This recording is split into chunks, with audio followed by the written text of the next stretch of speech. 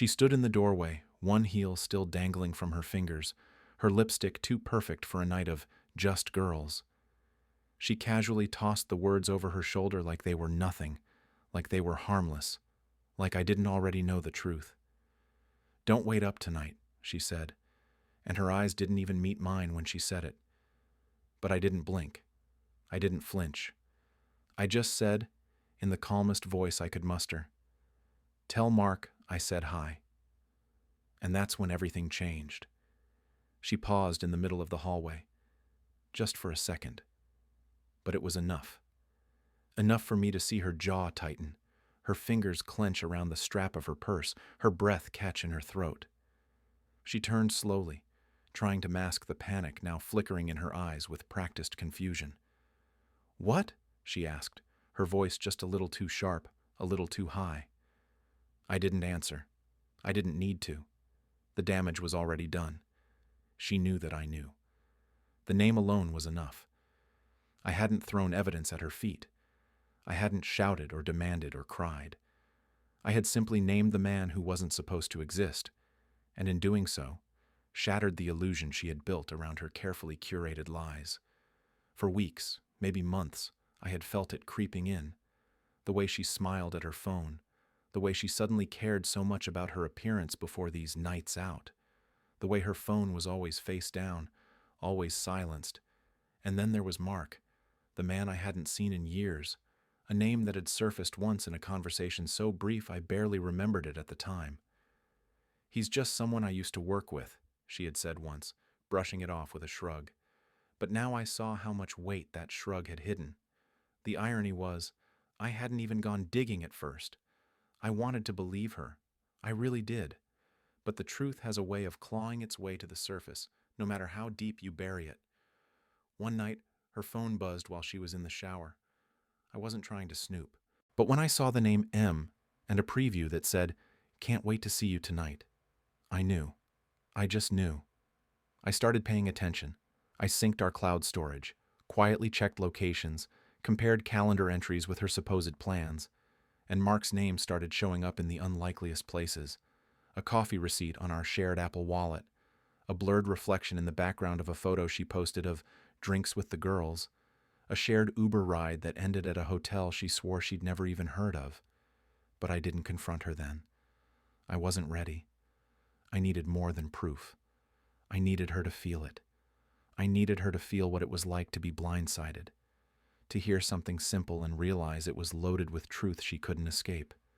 So when she turned back to me that night, trying to laugh it off, saying, "What are you even talking about? Who's Mark?" I just smiled. That slow, quiet kind of smile that says, "You don't get to lie anymore." And then I walked away. I didn't slam the door. I didn't scream. I just left her standing there in the hallway, heels in hand, caught in a lie she had built too carelessly to survive its own collapse. That night, I didn't wait up. I didn't text her. I didn't check if she came home. Instead, I sat in the dark with a drink in my hand, letting the silence tell me everything I needed to know, because the silence was finally mine. And that's where the real revenge began. The next morning, she was quiet. Too quiet. The kind of quiet that doesn't ask forgiveness, but calculates damage. She came into the kitchen like nothing had happened, dressed in a hoodie, no makeup, no jewelry. Her voice was carefully neutral as she asked if I wanted coffee. I said nothing, just stared at the countertop as if it would tell me how long she thought she could keep pretending. She set the mug down gently and walked away, and I knew that silence was her version of control. But it wasn't working anymore. She tried to act normal for the next few days. She cleaned more. She cooked meals she hadn't made in months. She even suggested a movie night, as if watching a rom-com could tape over a fracture this deep. But what she didn't realize was that the more she tried to repair, the more I saw how broken it really was. I had already accepted it was over. The only thing left was to decide how I wanted to end it. I started documenting everything. I wasn't messy about it.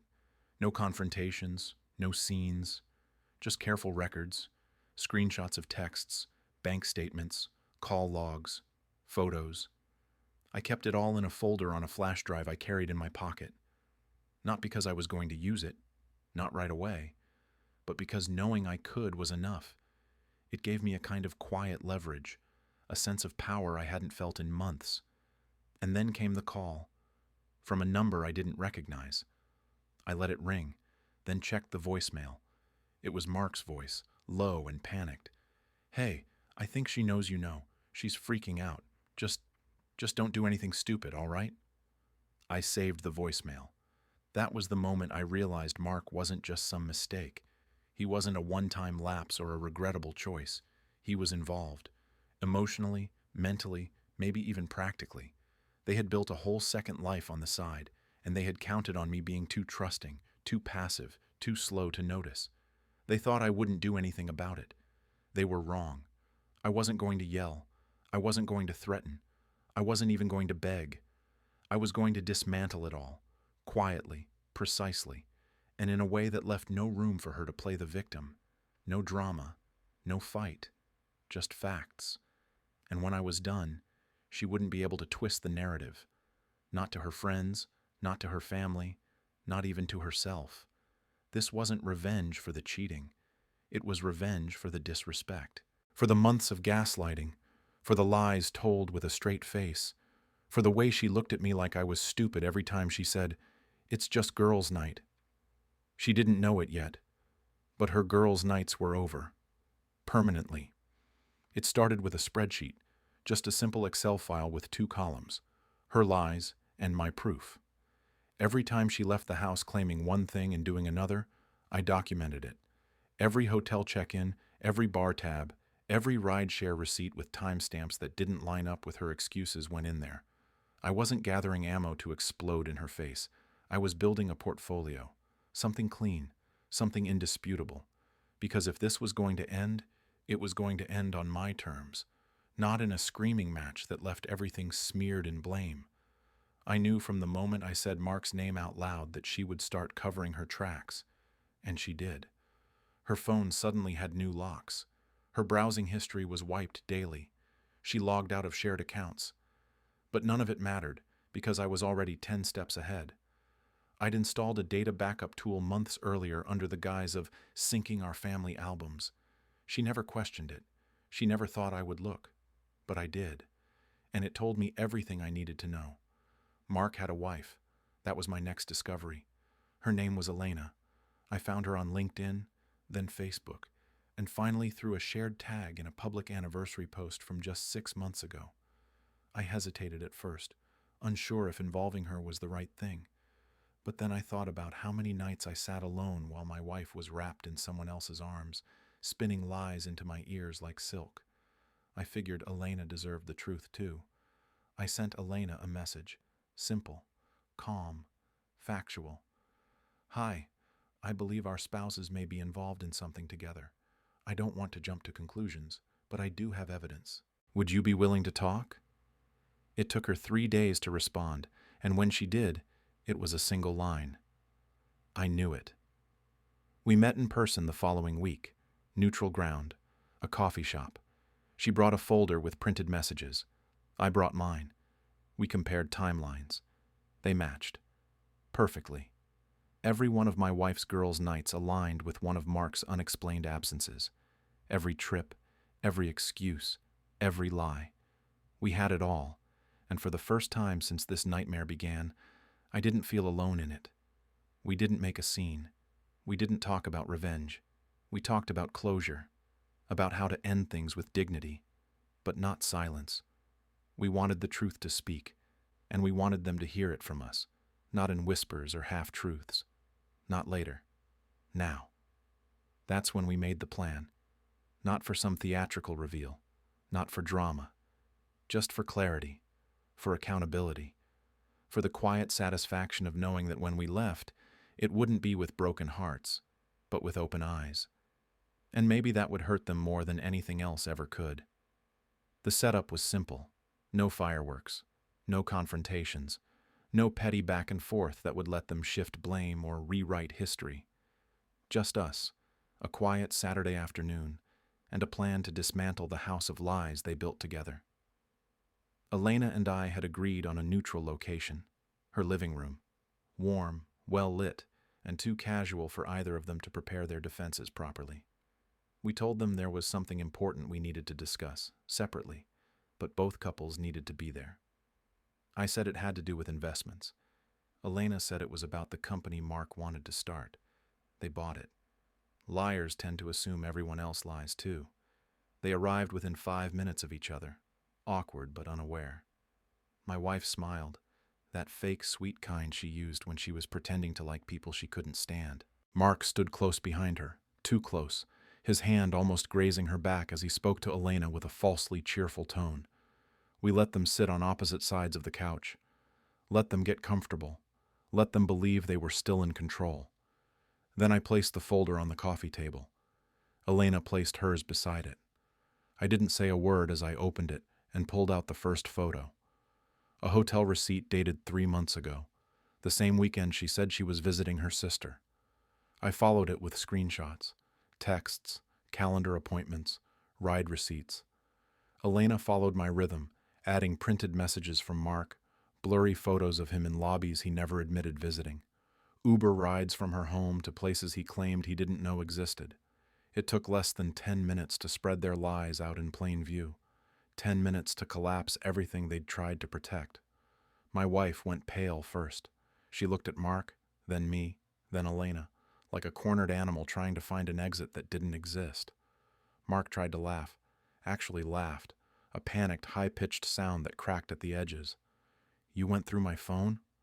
That's insane," he said, pointing at Elena, then at me. "You're both insane." Elena didn't flinch.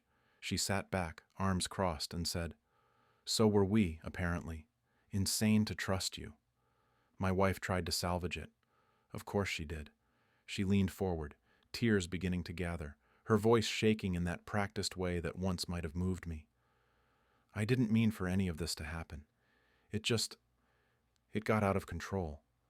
You've been distant, and I was lonely, and—" I held up my hand, not to strike, not even to silence with force, just to stop her before she embarrassed herself further. "You cheated because you wanted to. You lied because you could. Don't insult any of us with another performance." And there it was. Silence. Real, heavy silence. The kind that settles in when everyone in the room finally sees the truth for what it is. No yelling. No begging. Just the end. I stood first, picked up my folder, tucked it under my arm, and turned to Elena. "Thank you," I said, not for her pain, but for her courage, for not letting the lie win. She nodded, eyes misted but strong. Mark muttered something as I passed him, something like, "You'll regret this," or "It didn't have to go this way." But I didn't turn around. I had spent too long looking behind me. My wife didn't follow me out. I didn't expect her to. That part of the story was over. I didn't slam the door. I didn't look back. I left it behind me, her, the lies, the betrayal, because the truth had finally spoken, and it didn't need my voice anymore. The days that followed weren't filled with chaos, like some people might expect after an explosion like that. No yelling across parking lots, no melodramatic text messages, no public scenes, just silence, and that silence said more than either of them ever could. My wife, ex-wife, now that the paperwork had started, tried to text once, just once. It was a paragraph long, full of justification and remorse, written in that classic tone of someone who's more sorry they were caught than sorry they lied. I didn't reply, not to punish her, just because there was nothing left to say. I'd already contacted a lawyer before the meeting. I wasn't playing games. I wasn't stalling. I wanted it clean, fast, and final. She tried to stall the divorce process at first, talking about therapy and reconciliation and how we could still work through this. I told her flatly that the only thing I wanted to work through was the distribution of assets, and that she could keep every memory she made with Mark, because I sure as hell didn't want them. Mark, for his part, had his own problems now. Elena didn't hold back once she realized the scope of his betrayal. She sent the compiled evidence to his boss, who happened to be a friend of hers through an old family connection. Apparently, Mark had been using company resources to plan his little weekend getaways, charging meals to a company card, even taking calls from my wife on work time while pretending he was locked in client meetings. HR launched an internal review. Mark was placed on immediate suspension pending investigation. But the best part? Elena had been managing their finances, quietly, thoroughly. She'd been documenting questionable spending and monitoring their accounts for months, even before I came into the picture. She told me, over a quiet lunch weeks later, that she had long suspected Mark was cheating, but she needed help proving it. Our alliance gave her exactly what she needed, and that's when she dropped the bomb I never saw coming. She told me that Mark and my wife had been planning to move in together. Not someday. Soon. They had been looking at apartments 2 cities over. They even put in an application the week before the confrontation. My wife had told the leasing agent she was recently separated and finalizing things, and she listed Mark as her emergency contact. Elena had found the application through a shared browser login Mark had forgotten to clear. That was the twist that landed hardest. It wasn't just an affair. It was a life they were planning, built on deception, sustained by manipulation. And all that time, she was still sleeping beside me, calling me babe, sending me good morning texts while scheduling viewings with him in the afternoon. But the part that truly satisfied me? It didn't work. Their dream life fell apart the second they were forced to look at it in the light. My wife called off the move within days. Mark never followed up on the lease. They stopped seeing each other. Or at least, they stopped doing it out in the open. Whatever future they thought they were building shattered under the weight of their own cowardice. Meanwhile, I started to breathe again. I wasn't just getting back at them. I was getting myself back. I slept through the night. I started running again. I picked up old projects I had shelved while playing the part of a loyal, clueless husband. I found laughter again. Not bitter, not forced. Real. Mine. Revenge, as it turns out, wasn't about breaking them down. It was about refusing to carry what they built anymore, and watching their perfect lie collapse under its own weight. That was just the quiet, final reward. Freedom didn't come all at once. It came in strange, quiet moments. Like the first morning I woke up and realized I hadn't thought about her in my sleep. Or when I drove past the coffee shop we used to go to and felt nothing. Not anger, not sadness, just neutrality. That was the real revenge. Not the evidence, not the confrontation, not even the fallout. It was the peace I started to feel in the spaces she used to haunt. That space became mine again. And it wasn't just physical. It was mental, emotional, spiritual. I was reclaiming my life one breath at a time. People asked questions, of course. Friends, family, co-workers. They wanted to know what happened. Some asked out of curiosity, others out of genuine concern. I didn't tell everyone the details. I didn't need to. I told the truth where it mattered, and I left the rest to rumors. People always fill in the blanks with what they want to believe anyway. But those closest to me? I showed them the receipts, the screenshots, the timeline. Not to seek pity, but to be clear, to reclaim my own narrative. Because when you're cheated on, you don't just lose trust. You lose your place in your own story. And I wanted it back. Elena and I stayed in contact. We weren't friends in the traditional sense, but we had a bond born of mutual survival. We checked in every now and then, shared updates, encouraged each other when things got hard. One evening, a few months after the split, she sent me a message with a photo. Mark had tried to win her back, left flowers on her doorstep, a note that said, "Let's start over." She wrote back underneath the photo, "He still doesn't get it." And he didn't. Because for people like that, it's never about love. It's about control. About rewriting the story so they don't have to be the villain. But we had already written the ending. And it didn't include them. One of the most unexpected things that came out of the wreckage was the way people rallied around me. I had always been the quiet one, the steady one, the one who supported others but never asked for much in return. But when the truth came out, I realized how many people had been watching, waiting for the mask to fall. I wasn't the only one she had deceived. I wasn't the only one Mark had manipulated.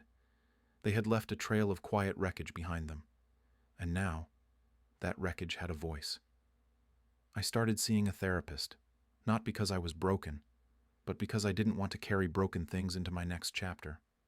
We talked about trust, about grief, about forgiveness, not for her, but for myself, for the part of me that stayed too long, for the part of me that ignored the signs, for the part of me that once thought loyalty meant silence.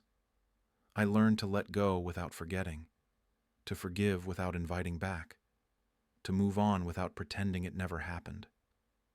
And slowly, something strange started to happen. I started liking myself again. Not the version of me that tried to hold everything together. Not the version that bent over backward to keep a broken thing from falling apart. But the version that stood up, walked away, and didn't look back. The version that valued truth over comfort. The version that saw betrayal and chose dignity instead of destruction. One night, alone in my apartment, I poured a glass of wine and turned on music I hadn't listened to in years. Not because I was trying to reclaim memories, but because it felt good, free, light. I stood by the window, watching the city lights flicker, and I smiled. Not because I had won, but because I had stopped losing. Healing doesn't announce itself. It doesn't show up with confetti or applause. It slips in, subtle and steady, often unnoticed until something ordinary feels different.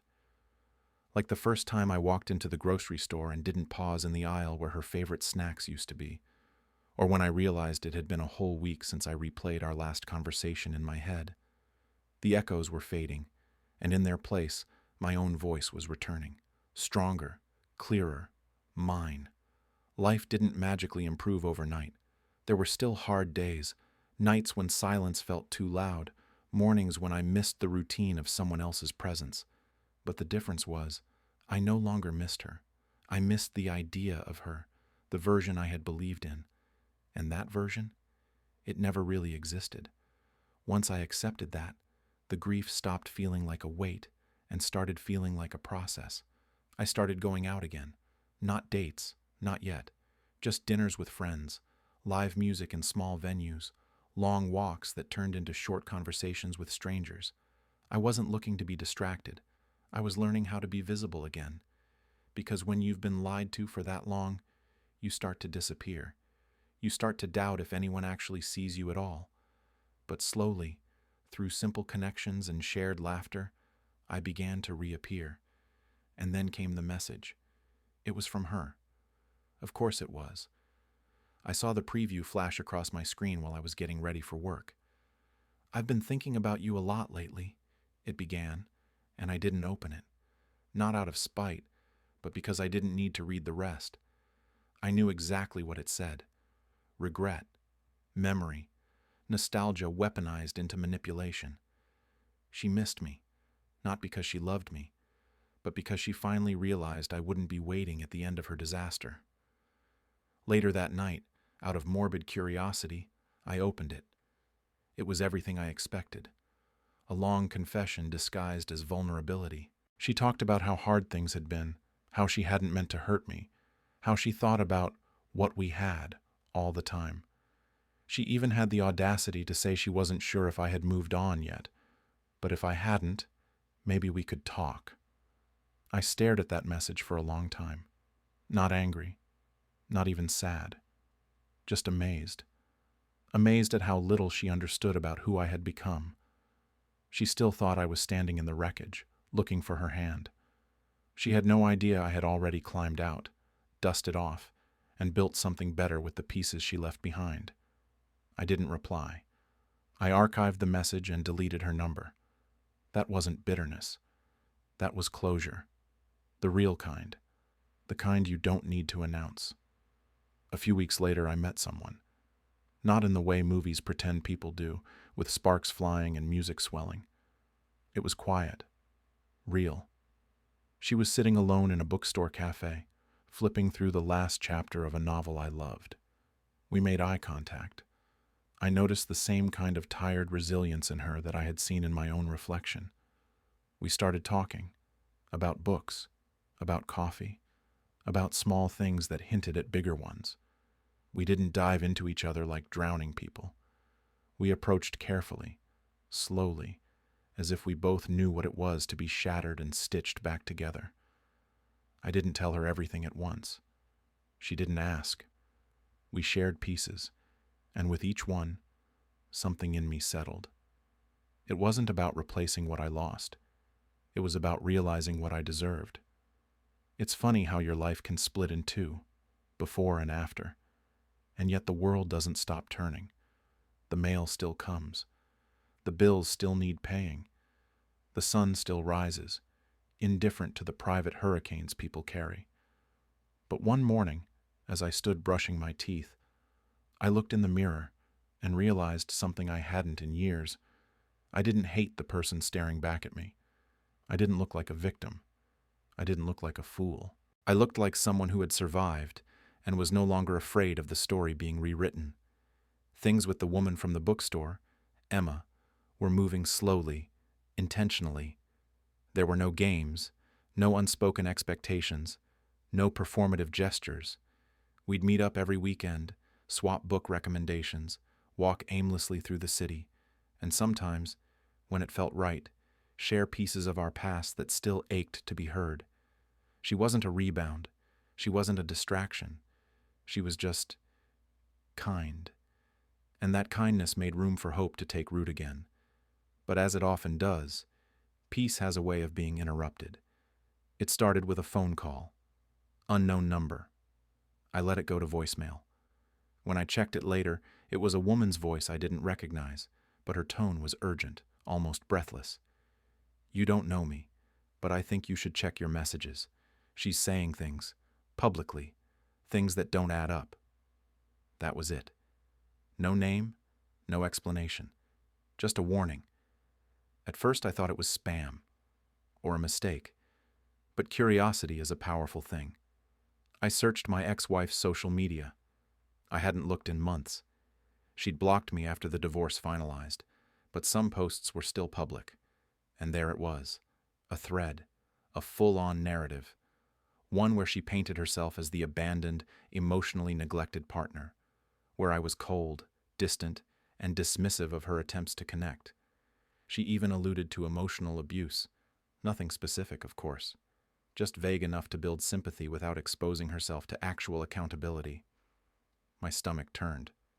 Not because people were reading it. I had already made peace with the fact that people believe what they want, but because she wasn't just rewriting history, she was burning the truth to the ground and planting a new story in its ashes. The most infuriating part? People were buying it, comment after comment. "You're so brave. He didn't deserve you. Glad you got out." I closed the app, sat in silence, let the rage settle just long enough to keep it from spilling into something reckless. Then I opened my backup folder. Every timestamp, every receipt, every message, every contradiction. Not to use it as a weapon, but to remind myself that truth doesn't have to scream to survive. I considered calling her, sending one message, posting one reply, but I didn't. Instead, I messaged the woman who left the voicemail. Her name was Rachel. She turned out to be a mutual acquaintance, someone who knew both of us in passing. She said she remembered how quiet I was during the breakup, how composed, and she said she knew something was off when the story didn't match what she'd seen. We talked for an hour, not about revenge, not even about clearing my name, but about reality, about how sometimes the hardest part of betrayal isn't what people do to you. It's what they say about you afterward, how they keep trying to control the narrative even after you've walked away. But something Rachel said stuck with me. She said, "You don't need to defend yourself to people who never asked for the truth. They've already made their choice." And she was right. So I didn't fight it. I let the lies live where they would. Because truth isn't a performance. It's a presence. And the people who mattered, The ones who stood beside me when the silence was heavy already knew who I was, and so did I. Peace, it turns out, isn't just the absence of conflict. It's knowing you could retaliate, expose, burn it all down, and still choosing not to. It's walking through the wreckage, looking around, and realizing that not every piece needs to be picked up. Some things are better left behind, buried with the version of yourself that tolerated less than you deserved. But just as I was settling into that peace, into the calm rhythm of rebuilding, the universe reminded me it wasn't quite finished with me yet. It came as an email. Subject line: I think you need to see this. No sender name I recognized. No attachments. Just a link. Normally I wouldn't have clicked, but something about the phrasing felt familiar. Not threatening, not spammy, cautious, intentional. I opened it in a secure tab and braced myself. It was a video, not a flashy exposé, not a hidden camera ambush, just a recording from a quiet dinner party. Small, intimate, maybe 8 people seated around a table. At first, I didn't understand what I was looking at. And then the camera panned, and I saw her, my ex-wife, laughing, gesturing with a wine glass in hand, and then launching into a story that made my blood freeze. She was talking about me, but not the real me, the character she had created. She spoke like she was on stage, weaving tales about how I isolated her, how I refused to communicate, how I emotionally manipulated her into staying. And then, she dropped the line that would have broken me 6 months ago. And when I finally got the courage to leave, he tried to blackmail me, said he'd expose everything unless I kept quiet. The room went silent. Someone gasped. Someone else said, "Oh my God, that's terrifying." I paused the video, just sat there, staring. Not because it hurt. I was past hurt.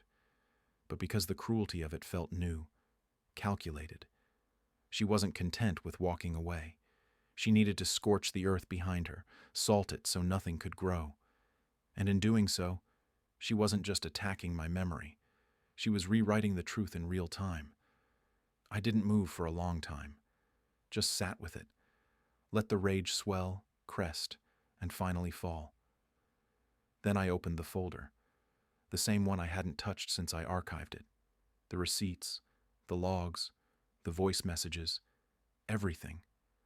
I stared at the evidence, not out of vindictiveness, but to remind myself that I wasn't crazy, that I hadn't imagined the betrayal, that I had handled it with grace she didn't deserve. And that's when I saw it.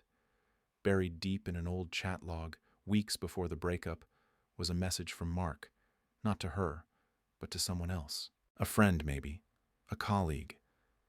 The message was forwarded to her, probably by accident, and never deleted. The message read, "She's still playing both sides. Told me last night she's waiting for him to do something awful so she can justify leaving. Manipulative, but smart. If she times it right, she gets sympathy and half his stuff."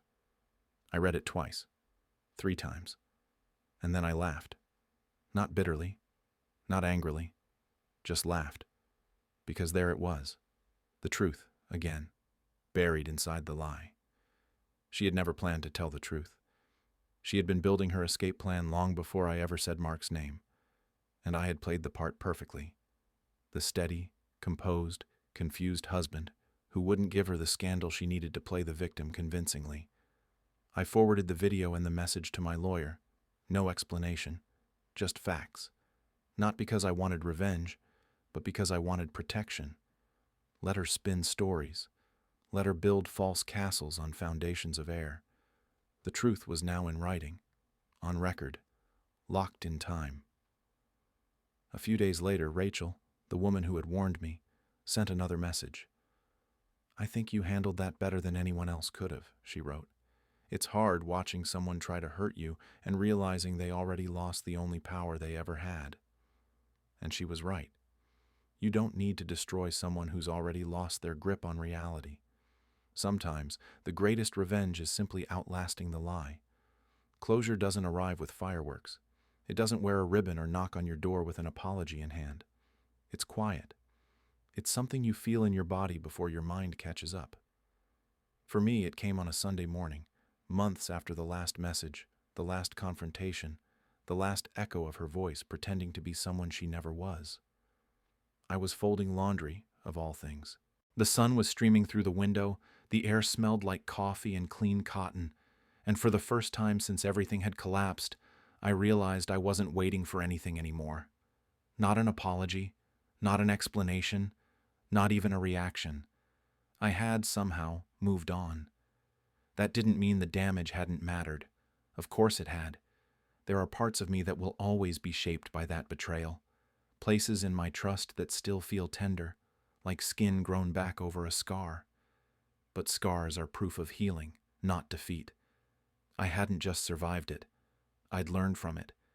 And I wasn't carrying bitterness, just clarity. Emma was still in my life, still kind, still thoughtful. We weren't in love, not yet. But something was building, slow and steady, and built on honesty that neither of us took for granted. We didn't talk about exes anymore. We didn't need to. What we had was rooted in the present, not haunted by the past. One night, we were watching a film and she turned to me and said softly, "You look peaceful lately." And I realized I was. I never heard from my ex again. Not directly. Through the grapevine, I found out Mark had ghosted her. The fairy tale had evaporated once reality entered the room. She tried to paint herself as a survivor, a woman scorned, but people began to see through it. Stories don't hold up when you keep rewriting them. Eventually, the truth leaks out, in missed details and contradictions, in the energy people sense but can't explain. Her narrative had run dry, but I didn't gloat. I didn't celebrate her downfall. That wasn't my story anymore. My story was here. In the mornings I didn't dread, in the nights I didn't question, in the peace that came from finally letting go of the version of myself who thought he needed her to feel whole. I was whole now, not because of her absence, but because of my own presence. One afternoon, I sat at the same coffee shop where Elena and I had first compared notes, back when truth felt like a weapon we had to wield carefully. She was doing well, had started dating again. Her kids were adjusting. She even started a blog, writing about truth-telling, about boundaries, about starting over. We laughed about how we'd both gotten stronger by losing the people who had tried to convince us we were weak. And then, just as we were getting ready to leave, she said something I'll never forget. "I used to think closure came from answers," she said. "But I think it actually comes from becoming someone who no longer needs them." That night, I went home, opened that old folder one last time, and deleted it. Not out of fear, not out of denial, but because I didn't need it anymore. The past had served its purpose. The truth had protected me. And now, I had outgrown the need to carry proof. The revenge was never in the exposure. It was in the evolution. And in the end, I didn't burn anything down. I simply outgrew the fire.